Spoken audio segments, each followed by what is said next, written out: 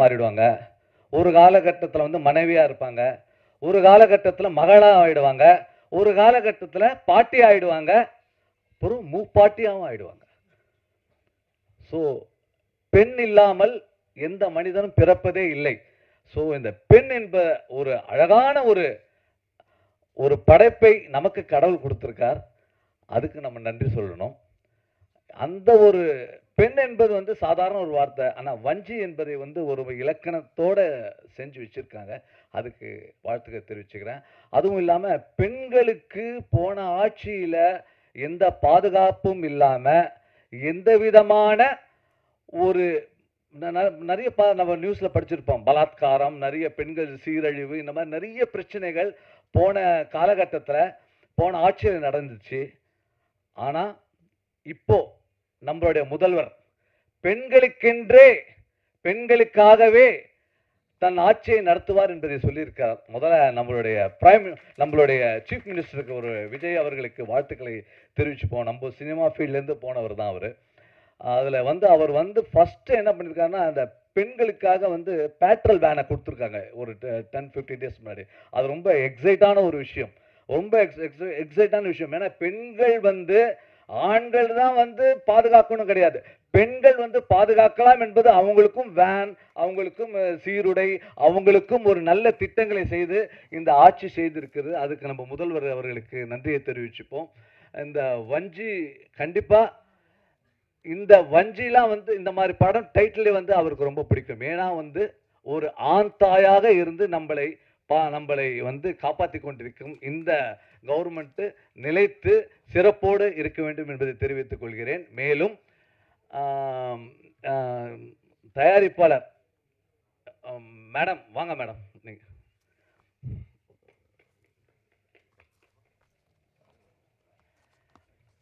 Madam அதான் அனுபவம் madam. இந்த எப்படின்னா ஒரு பெண் என்பது நிறைய சொல்லிட்டேன் நான். அது வர வர வர உங்களுக்கு அனுபவம் வந்துருச்சு. ஏன்னா ப்ரொடியூசர் ஆகிறது சாதாரண விஷயம் இல்லை மேடம். அதுக்கு ரொம்ப சகிப்புத்தன்மை வேணும். ரொம்ப சகிப்புத்தன்மை தானே ப்ரொடியூசர் ஆகும். ஆனால் நீங்கள் 3 படம் எடுத்திருக்கீங்களா? இந்த 3வது படம் வந்து வெற்றி அடைன்றாங்க. கண்டிப்பாக இது வெற்றி அடைஞ்சே ஆகணும் பெண்களுக்காகவே. ஏன்னா நீங்கள் வந்து சிறப்பாக இந்த படத்தை எடுத்திருக்கீங்க. உங்களுக்கு என்னோட வாழ்த்துக்கள் தெரிவிச்சுக்கிறேன்.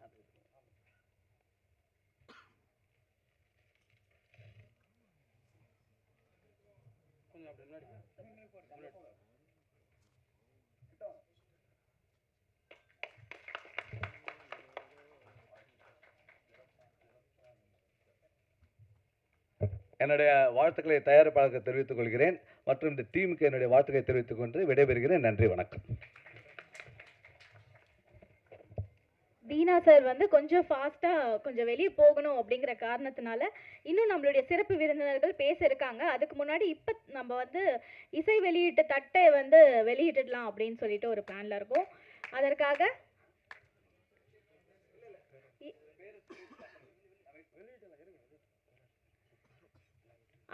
இப்பொழுது இயக்குனர் திரு பேரரசு அவர்கள், இசையமைப்பாளர் தீனா அவர்கள், நம்மளுடைய ஸ்பெஷல் கெஸ்டா வந்திருக்கக்கூடிய கூல் சுரேஷ் அவர்கள், இவங்க எல்லாம் தட்டை வந்து படத்துடைய கேஸ்ட் அண்ட் க்ரூ மெம்பர்ஸ்க்கு வந்து கொடுக்க போறாங்க.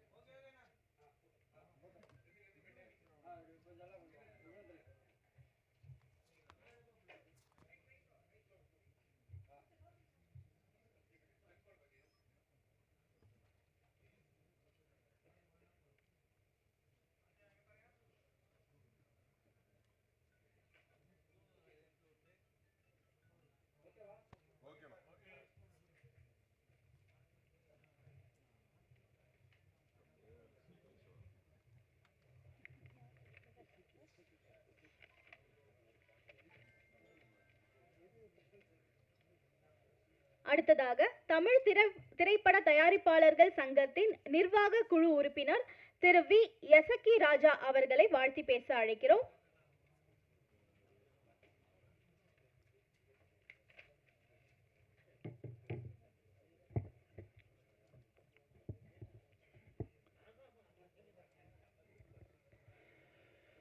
வஞ்சி படத்தின் இசை வெளியீட்டில் வந்திருக்கக்கூடிய பத்திரிகை மற்றும் ஊடகத்துறை நண்பர்களுக்கும், மேடையில் வீற்றிருக்கக்கூடிய பிரபல இயக்குனர் பேரரசு அண்ணன் அவர்களுக்கும், பிரபல இசையமைப்பாளர் தீனா அண்ணன் அவர்களுக்கும், சீசா படத்தினுடைய இயக்குனர் அண்ணன் அவர்களுக்கும், கூல் சுரேஷ் அண்ணன் அவர்களுக்கும், படத்தின் தயாரிப்பாளர் விமலா ராஜநாயகம் அக்கா அவர்களுக்கும், அருமை சகோதரர் ராஜநாயகம் அண்ணன் அவர்களுக்கும், படத்தினுடைய இயக்குனர் அன்பு சகோதரர் ராஜேஷ் அவர்களுக்கும், படத்தினுடைய கதாநாயகி அவர்களுக்கும், மற்றும் மேடையில் வீற்றிருக்கக்கூடிய படத்தினுடைய படத்தொகுப்பாளர், இசையமைப்பாளர், பாடலாசிரியர் மற்றும் அனைத்து தொழில்நுட்ப கலைஞர்களுக்கும் என்னுடைய மனமார்ந்த வாழ்த்துக்களை தெரிவித்துக் கொண்டு எனது சிறு உரையை நிகழ்த்துகிறேன். படத்தோட ட்ரெய்லர் அப்புறம் சாங்ஸ் எல்லாருமே நம்ம பார்த்துருப்போம். ஸோ எப்பயுமே ஆடியோ லான்ச் வரும் பொழுது அவங்க சொல்லியிருப்பாங்க, 2 சாங் போடுங்க, ஒரு ட்ரெய்லர் போடுங்க அப்படின்னு சொல்லி. ஸோ அவங்களுக்கும் நம்ம ராஜநாயக அண்ணனுக்காக எவ்வளோ முன்னுரிமை கொடுத்துருக்காங்க. நிறைய பாடல்களை பார்த்துருக்கோம். எல்லாமே ஒரு புதுமையான ஒரு விஷயமா இருந்தது எனக்கு. என்னென்னா, இந்த பட்ஜெட்டில் இதை தான் பண்ண முடியும் அப்படிங்கிறதுக்கு ஒரு எடுத்துக்காட்டு தான் இது. இதே நபர்கள்கிட்ட இன்னும் அதிகமான ஒரு முதலீடு தொகைகள் இருந்திருந்தால் அவங்க இன்னும் நிறைய விஷயங்களை பண்ணியிருப்பாங்க. ஸோ அதனால் சிறு முதலீடு தயாரிப்பாளர்களாக உருவாகி இருக்கக்கூடிய இந்த விமலா ராஜநாயகம் அக்கா அவர்களுக்கும் சரி, ராஜநாயகம் அண்ணன் அவர்களுக்கும் சரி, ஸோ ஒரு முக்கியத்துவம் கொடுக்கணும். இங்கே வந்திருக்கக்கூடிய மீடியா ஊடகத்துறை நண்பர்கள்.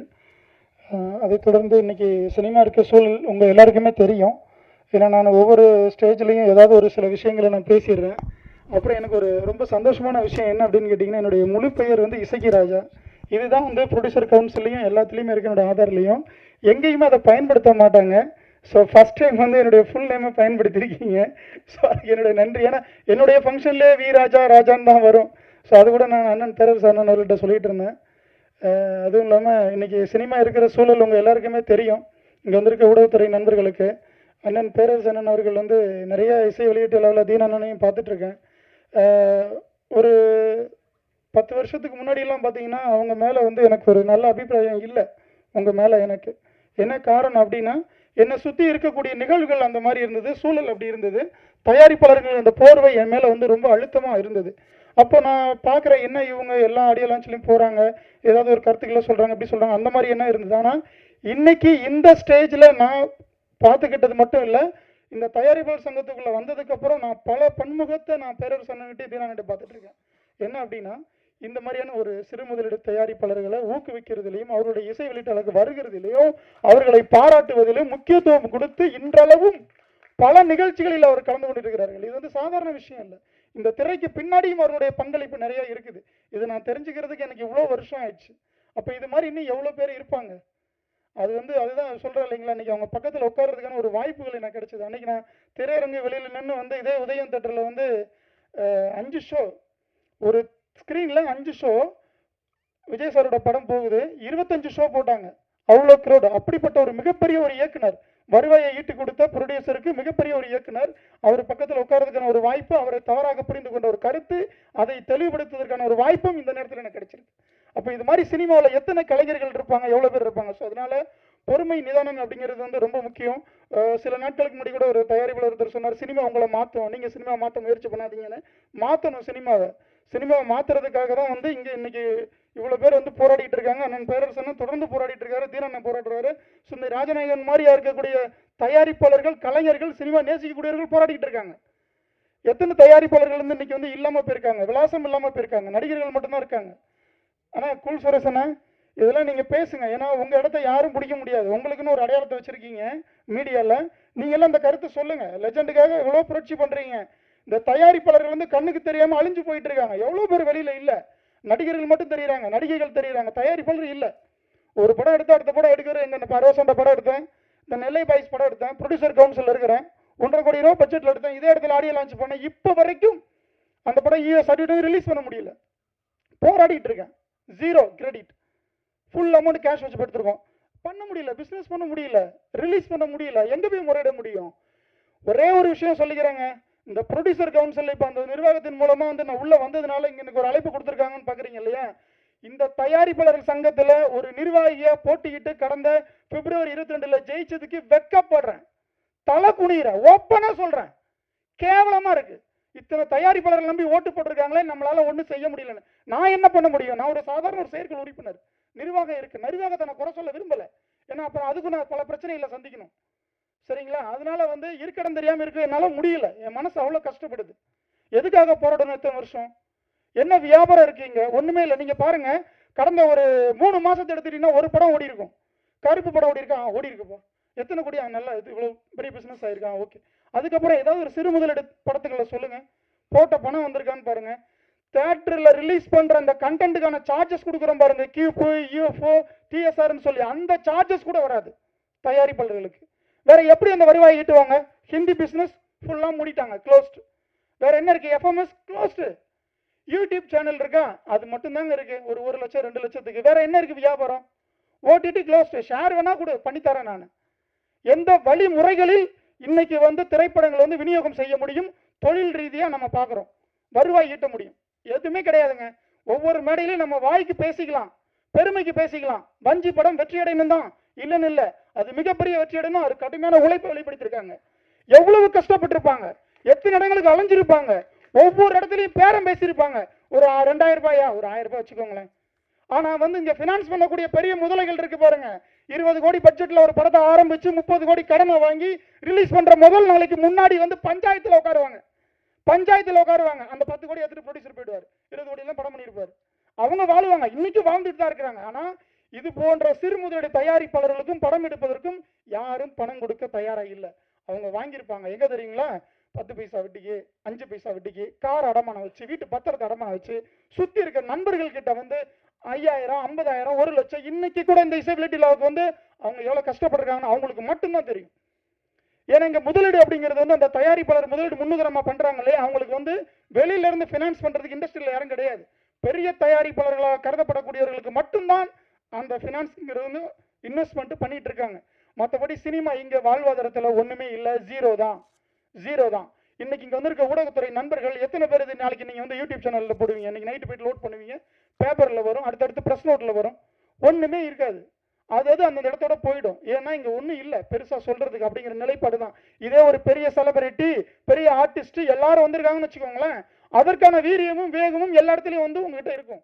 இது இயல்பான விஷயம், உங்களை குறை சொல்லல. நான் ஊக்கப்படுத்துங்க, சிறு முதலீடு தயாரிப்பாளர்களை ஊக்கப்படுத்துங்க. இது போன்ற வஞ்சி திரைப்படத்தை வந்து வாழ்த்துங்க. இந்த படம் மாபெரும் வெற்றி அடைய வேண்டும். அண்ணன் இயக்குனர் பேரரசன் அவர்களுடைய புகழ் வளர வேண்டும். இது போன்ற எண்ணற்ற திரைப்படங்களுக்கு வந்து நீங்கள் வாழ்த்த வேண்டும். வாழ்த்தி விடைபெறுகிறேன். நன்றி, வணக்கம்.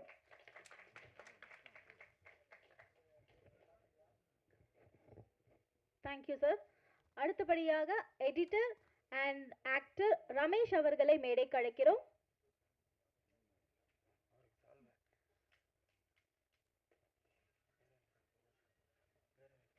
ரமேஷ் அவர்களுக்கு இயக்குனர் திரு பேரரசு சார் அவர்கள் பொன்னாடை போற்றி மரியாதை செலுத்துவார்கள்.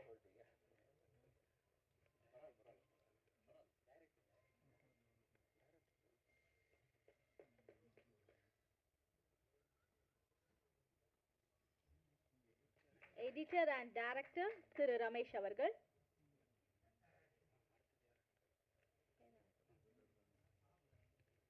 Thank you sir. அடுத்தபடியாக தனது தனித்துவமான இயக்கத்தின் மூலம் ரசிகர்களின் மனதில் நீங்கா இடம் பிடித்ததோடு இயக்குனர் சங்கத்தின் பொருளாளராக சிறப்பாக பணியாற்றி வரும் மதிப்பிற்குரிய இயக்குனர் திரு பேரரசு அவர்களை வாழ்த்தி பேச அழைக்கிறோம்.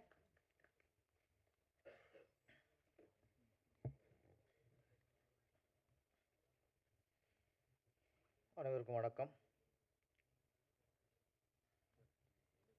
பிரசாத் லேப் இந்த மேடை,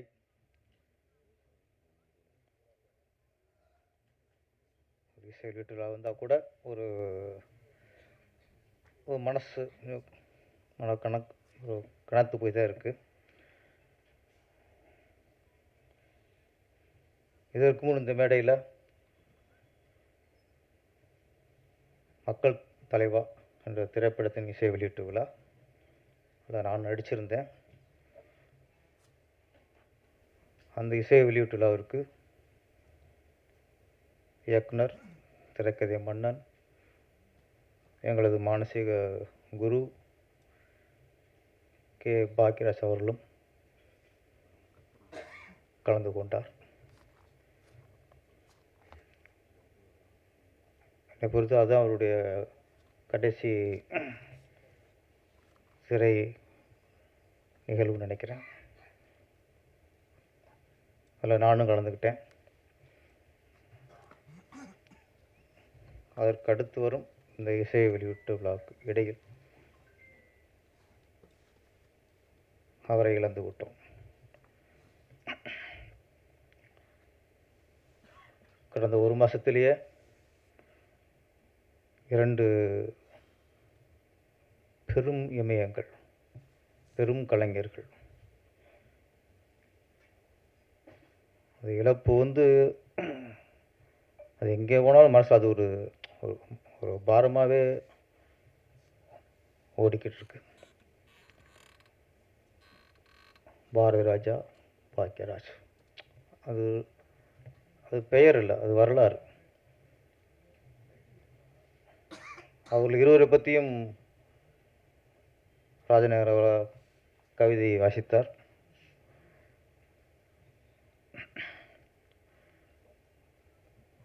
அந்த 2 பேரையும் இந்த திரையுலகத்தில் நீ பல தமிழ் எத்தனை இயக்குனர் வந்தாலும் சரி, அவங்கள மறக்க முடியாது, மறக்கவும் கூடாது. ஆனால் பாரதி ராஜா அப்படிங்கிற ஒரு இயக்குனர் வெற்றியடையவில்லை என்றால் இங்கே நிறைய கிராமத்திலேருந்து திறமை உள்ள இளைஞர்கள்லாம் சினிமாவுக்கு வந்திருக்கவே முடியாது. நிறைய பேர், பாக்கியராஜ், சேரன், லிங்குசாமி, விக்ரமன், ஆர்கே செல்வமணி, சங்கர் பச்சன், நிறைய இயக்குனர்கள்.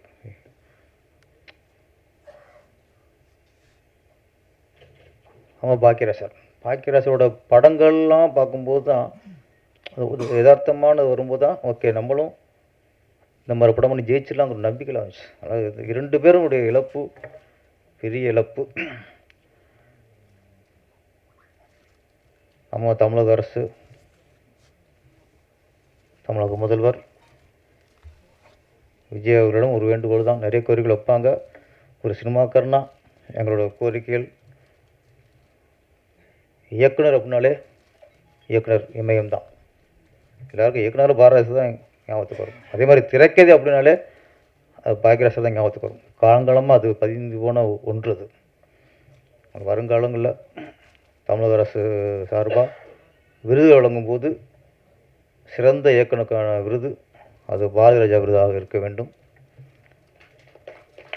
சிறந்த கதாசிரியர் அல்லது திரைக்கதைக்கான விருது கே. பாக்கியராஜ் விருது ஆக இருக்க வேண்டும்.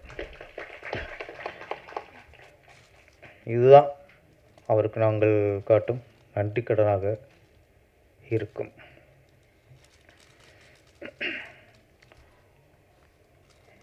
நம்ம இசைக்கு ராஜா, ஆமாம், ஆதங்கத்தை கொட்டி தீர்த்துட்டார். எல்லா மேடையிலுமே ப்ரொடியூசருடைய சைட்லேருந்து அவருடைய ஆதங்கத்தை வெளிப்படுத்துவது ஆதங்கம் இல்லை, அது உண்மை. ஒரு தொழில் அப்படிங்கிறது எந்த தொழிலாக இருக்கட்டும், மளிகை கடையாக இருக்கட்டும், டீ கடையாக இருக்கட்டும், எந்த தொழிலாக இருந்தாலும் சரி, துணிக்கடையாக இருக்கட்டும், ஹோட்டலாக இருக்கட்டும், தொழில்னாலே அது லாபத்தை நோக்கி தான், வியாபாரத்தை நோக்கி தான். அதுதான் தொழில்ங்கிறது. சினிமாங்கிறது தொழில் தான். ஆனால் இங்கே மட்டும் வியாபாரத்தை நோக்கி இல்லை, லாபத்தை நோக்கி இல்லை. அதோட வெளிப்பாடு தான் அவர் பேசியிருக்கிறாரு. நல்ல தீர்வு வர வேண்டும். ஏன்னா வர்றாங்க சின்ன சின்ன நடிகர்களுக்கு, சின்ன சின்ன டெக்னீஷியன்களுக்கு சம்பளம் கொடுக்குறாங்க, சாப்பாடு போடுறாங்க, அப்படியே போயிடுறாங்க. அப்படியே ஒரு ப்ரொடியூசர் வந்துட்டா குறைஞ்சது 5-6 படமாக பண்ணணும். அதான் ஆரோக்கியமான சினிமா. ஒரு படம் வந்து எடுத்தார் போயிட்டாருங்கிறது ஆரோக்கியமான சினிமா இல்லை. அந்த ஒரு இது வரணும். இப்போது பழைய காலம் வரணும். அடுத்து இசையமைப்பாளர் தினா அவர்கள். ஆமாம், என்னோடய திருப்பாச்சியோட அதான் என் முதல் படம், என் முதல் படத்தின் இசையமைப்பாளர். ஆமாம், திருப்பாச்சி படத்தோட வெற்றிக்கு பாடல்களும் பெரும் காரணம். ஆமாம், அது வந்து இப்போ பாட்டாக ஈஸியாக கேட்டுடலாம். நீ எந்த ஊர் நான் எந்த ஊர் கும்பிட போனதையும்லாம். ஆனால் அது டியூன் வாங்கி பெண்டை கழட்டினதுலாம். ஆனால் என்னென்னா தீனா சார்கிட்ட திருப்பாச்சியில் நான் புது டேரக்டர் தானே, புது டேரக்டர் தான் அப்படின்னு ஒரு அலட்சியப்படுத்தாமல் ஒரு பெரிய இயக்குனருக்கு, ஒரு சாதிச்ச இயக்குனருக்கு என்ன மதிப்பு கொடுத்து ஒரு இசையமைப்பாளர் டியூன் போட்டு கொடுப்பாங்களோ அந்த மாதிரி எனக்கு போட்டு கொடுத்தார். அதுக்கு சில சபையில் நன்றி சொல்லணும். 4 சவத்துக்குள்ளே கொடுக்குற தண்டனையும் 4 சவத்துக்கு கொடுக்குற சொல்கிற நன்றியும் மதிப்பு இல்லை. தண்டனைனா 4 சவத்துக்கு கொடுக்கக்கூடாது, அது மாதிரி தான். நன்றி. அடுத்து குழு சுரேஷ் வந்துருக்காரு. ஆமாம், சில நேரத்தில் கூலாக இருக்கும், சில நேரத்தில் சூடாகவும் இருக்கும். ஆமாம் ஆமாம், சில நேரத்தில் சூடு சுரேஷ் ஆயிடுவார்.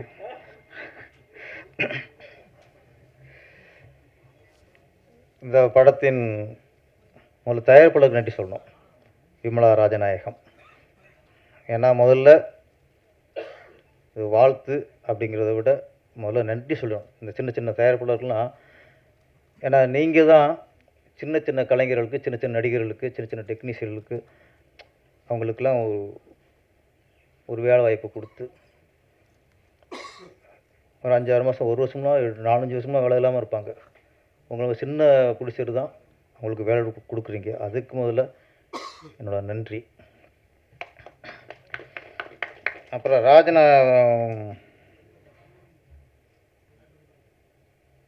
நிறைய இப்போ இயக்குனராக இருக்கட்டும், மியூசிக் டைரக்டரு எல்லாருமே கேரளா அந்த பாடல் இங்கே வந்துட்டு இந்த பாடல் தான். தீனா சார் சொன்ன மாதிரி வந்தாரை வாழ வைப்போம், வந்தாரை ஆழமும் வைப்போம். ஆமாம், அங்கே தமிழர்கள் அங்கே தான். அதனால் இங்கே வந்து எங்களுக்கெல்லாம் மலையாளம், தெலுங்கு, கன்னடாலாம் இல்லை. இங்கே வந்துட்டால் கலைஞர்கள், சினிமா மியூசிக் டைரக்டர் சதீஷ் சங்கருங்கிற, ஆமாம் சங்கர் எங்களுக்கு இசையமைப்பாளர் தான். எங்களுக்கு மொழிலாம் தேவையில்லை. இயக்குனர் ராஜேஷ், அவர் இந்த மொழி அந்த மொழிலாம் இல்லை, அவருக்கு சினிமா மொழி தான், திரைமொழி தான் எங்களுக்கு. அது மாதிரி ராஜநாயகம் வந்து அதெல்லாம் பார்க்காம கதையை மட்டும் பார்த்துருக்காரு, மொழியை பார்க்கல அவர். அந்த வகையில் உங்களுக்கு நன்றி சார். ராஜேஷ் அது துணிச்சலை பாராட்டணும். ஏன்னா ஒரு இயக்குனர் வந்து பிகினிங்கே ஹீரோ நடிக்கிறதுங்கிறது எல்லாருக்கும் அந்த தைரியம் வந்துடாது. எனக்கு திருப்பாச்சி, சிவகாசி, திருப்பதி, திருவண்ணாமலை, அதுக்கடையில் பழனி. ஆமாம், பழனி முடிஞ்சதுக்கப்புறம் நிறைய வாய்ப்புகள் ஹீரோ நடிக்க வேண்டிய வந்துச்சு. சில பெரிய ப்ரொடியூசரு சில டேரக்டர்லாம் அனுப்பி கதைலாம் சொல்ல சொன்னாங்க. ஆனால் எனக்கு பயம். நல்லா போயிட்டுருக்கு, ஆண்டவன் நல்ல ஒரு இயக்குனர் ஒரு பாதையை கொடுத்துருக்கான், நல்லா தானே போயிட்டுருக்கு. சின்ன பயம் வந்துச்சு, வேணாம் பேரரசு ஒழுங்காக வந்து வேலையை பாரு. ராசு மதுரவன் வந்து மாயண்டு குடும்பத்தால் ஃபஸ்ட் என்னத்தையும் கேட்டார். ஃபஸ்ட்லாம் மாட்டேன்ட்டேன். அது என்னென்னா பயம்தான். நம்மளாம் அதுக்கு சரிப்பட்டு வருவோமா, நமக்கு இது தகுதி இருக்கா, நம்ம ஊர்லேருந்து டைரக்டராக இருந்தால் கிளம்பி வந்தோம், இப்படிலாம் நினச்சோம். பயம்தான். ஆனால் ராஜேஷை பொறுத்த வரைக்கும் அந்த பயம் இல்லை. முதல்ல துணிச்சல். அந்த துணிச்சல் எங்கே வரும்னா கதை மேலே உள்ள கான்ஃபிடென்ட், தன் கதையில் மேலே உள்ள நம்பிக்கை. அப்போ இந்த கதையில் யார் நடித்தாலும் ஹிட் ஆகும்போது அதையே நாமளும் நடிக்கக்கூடாது, அந்த முடிவு தான். ஆனால் படம்லாம் பார்க்கும்போது